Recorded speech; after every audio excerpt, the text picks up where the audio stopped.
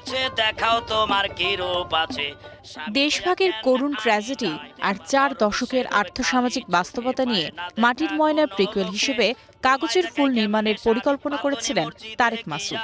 কিন্তু ২০১১ সালের এই দিনে মানিকগঞ্জের ঘিওরে এক মুহূর্তের দুর্ঘটনায় থামিয়ে দেয় সেই মহাকাব্যিক নির্মাণ যাত্রা।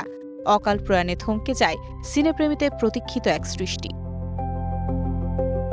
১৯৮৭ সালে প্রখ্যাত চিত্রশিল্পী এস এম সুলতানকে নিয়ে প্রামাণ্যচিত্র আদম সুরত নির্মাণের সময় তারেক মাসুদের সঙ্গে পরিচয় হয় আমেরিকান গবেষক ক্যাথরিন মাসুদের। সেখান থেকে সিনেমা আর তারেক মাসুদের সঙ্গে শুরু হয় তার দীর্ঘ পথ চলা।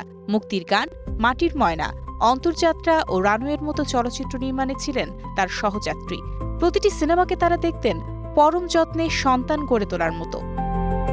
তারেক মাসুদের প্রয়াণের ১৫ বছর পরও আলোর মুখ দেখেনি কাগজের ফুল। ক্যাথরিন মাসুদের মতে, নিখুঁত চিত্রনাট্য ও গবেষণা থাকা সত্ত্বেও তারেককে ছাড়া এত বড় ক্যানভাসের চলচ্চিত্র নির্মাণ প্রায় অসম্ভব। তাদের বিশেষ ওয়ার্ক কেমিস্ট্রি, সে বোঝাপড়া আর কারোর সঙ্গে তৈরি না হয় থমকে আছে সিনেমাটির কাজ।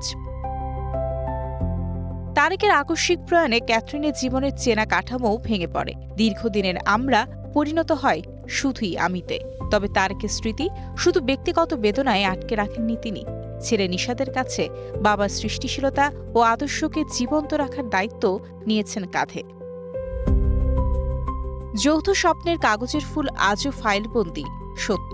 তবে তারেক মাসুদ মেমোরিয়াল ট্রাস্টের উদ্যোগে ভবিষ্যতে এই অসমাপ্ত মাস্টারপিসের নোট, গবেষণা ও চিত্রনাট্য বই আকারে পৌঁছতে পারে অনুরাগী ও নতুন প্রজন্মের কাছে।